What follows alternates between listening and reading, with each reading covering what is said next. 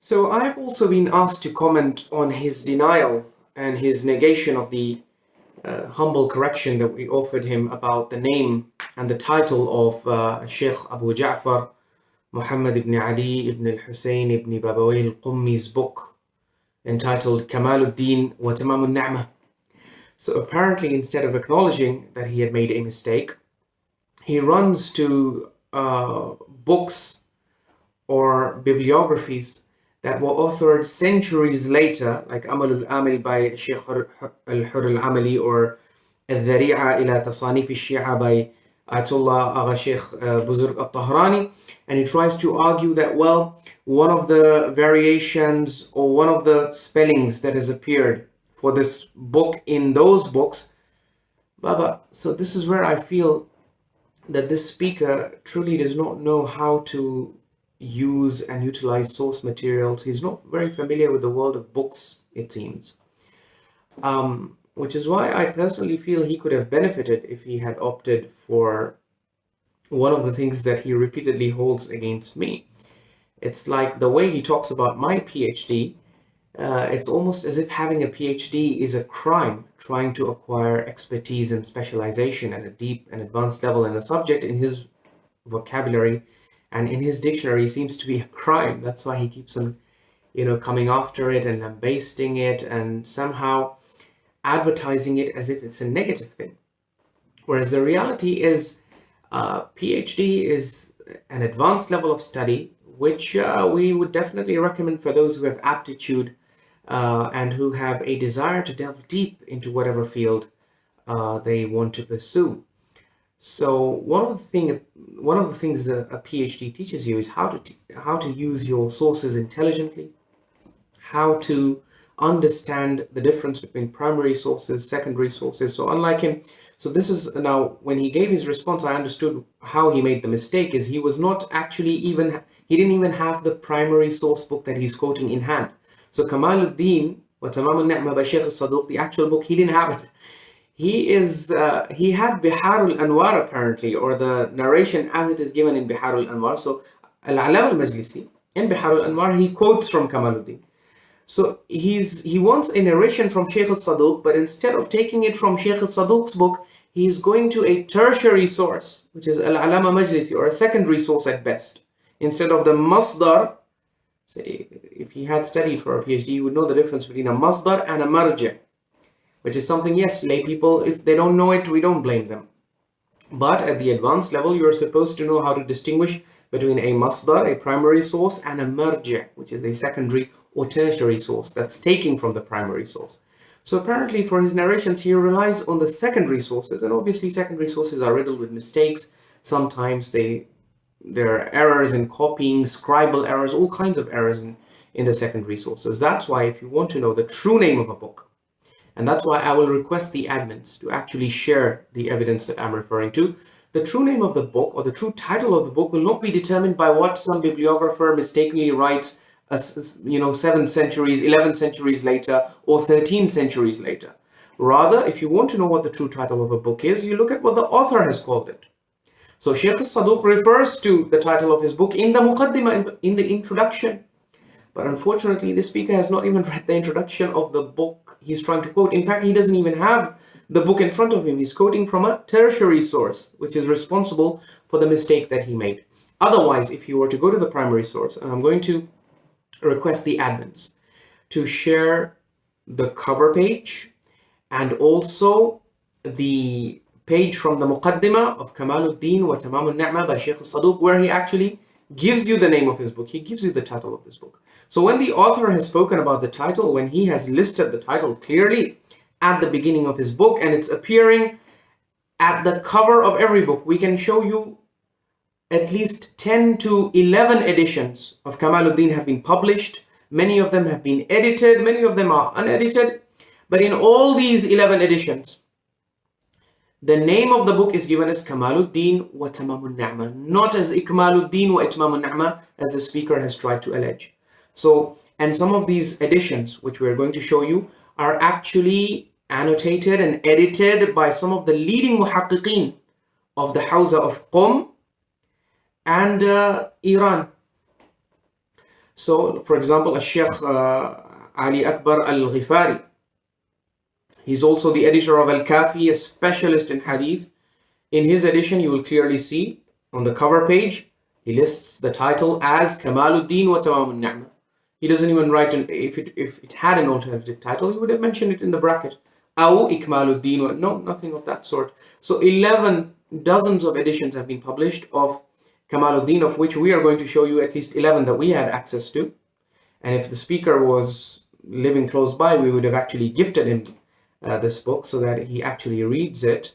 We personally feel he'll benefit a lot if he reads the whole book instead of just cherry picking narrations or choosing narrations that Google searches throw. If he reads the whole book, he will come across the opinions of, for example, a Sheikh Abu Jaffer, Muhammad ibn Abdurrahman ibn Qiba al-Razi, who is a classical Shia theologian who lived before the time of Sheikh al-Saduq. He lives in the early part of the 4th century and the second half of the 3rd century. So Sheikh Abu Jaffer ibn Qiba al-Razi, if you look at he's an out-and-out Shia. And all the Shia scholars, bibliographers, scholars of Rijal, they heap praises on him. And they refer to him as one of the greatest scholars of the Shia in the classical period. If you read excerpts from his writings, which Sheikh al-Saduq has reproduced in Kamaluddin, the speaker would learn that denying and rejecting ilmul ghaib and negating it from the Imams is not a Wahhabi or Salafi idea. It is an authentic Shia idea. Sheikh Abu Jaffer, Muhammad ibn Abdurrahman ibn Qiba al-Razi, this great Shia, classical Shia theologian, he explicitly, and inshallah if we have the time, this is a preliminary response, if we have a time, inshallah we'll bring you the books, we'll bring you the actual excerpts, we will share them with you, you read his actual statements.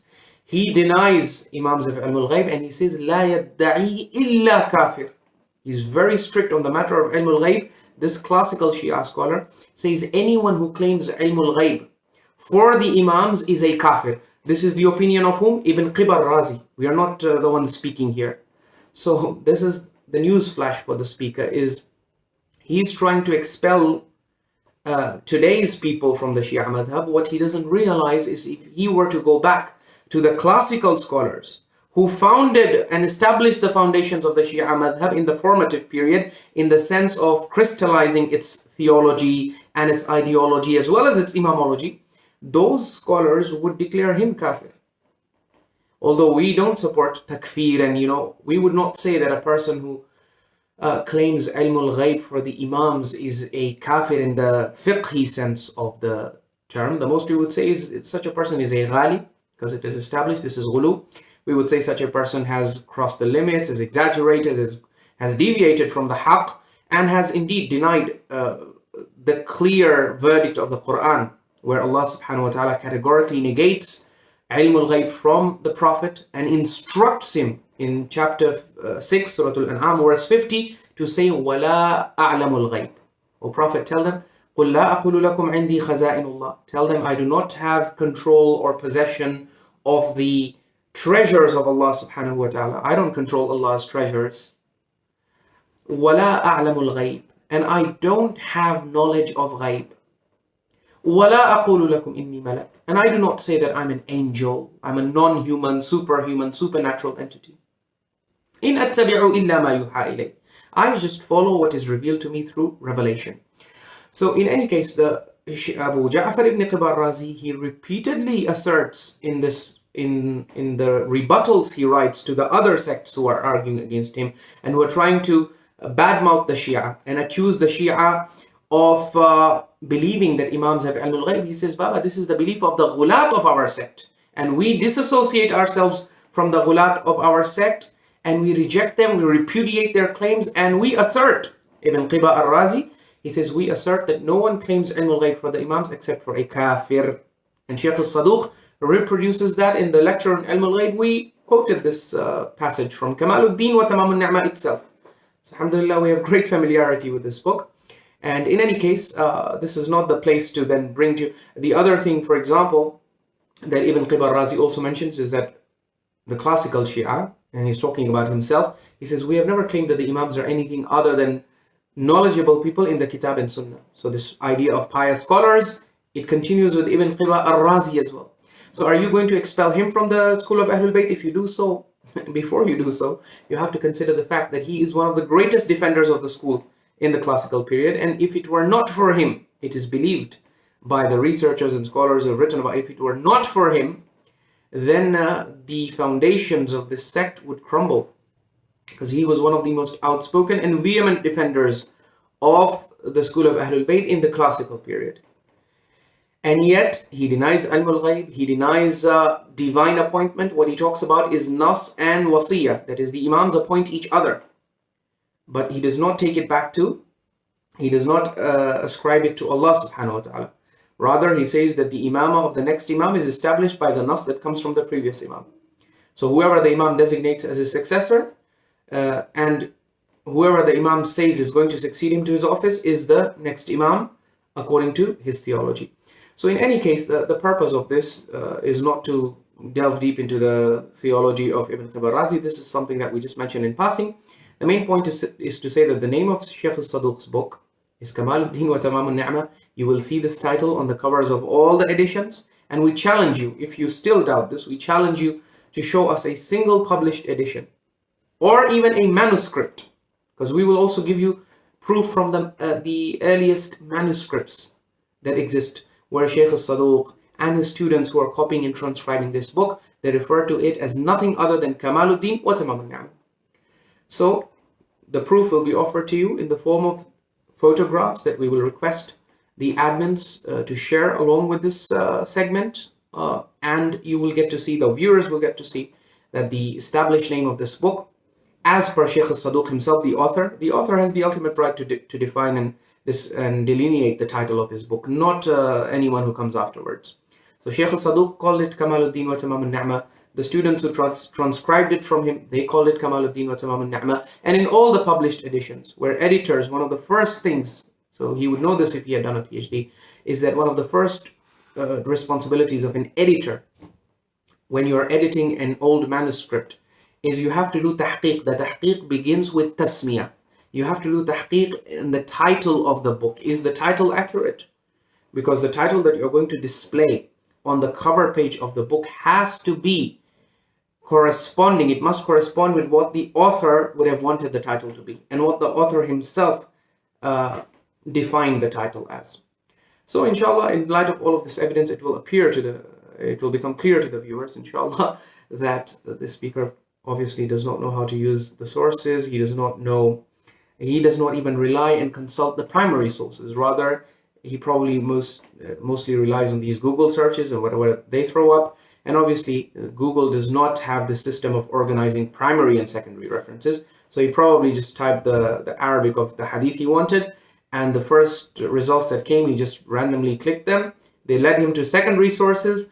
And so the mistakes that he probably found in the secondary sources, he then ended up assuming that they would be true of the primary source that he was quoting from, whereas the reality is that this is not the way you work and operate in the field of academics and research. So yeah, in that sense, I would say that yes, perhaps one of the reasons why he's so envious of the PhD that we have, although having a PhD nowadays, and especially in our city, is not a big deal. Every third person here, we have, alhamdulillah, a very academic, intellectual climate. We have a culture whereby people love to study and go up to the most advanced levels of study. And so, but one of the advantages of having gone through advanced level of study, such as a PhD, is you don't then make blunders and childish mistakes like this, and not understand the difference between primary and secondary sources.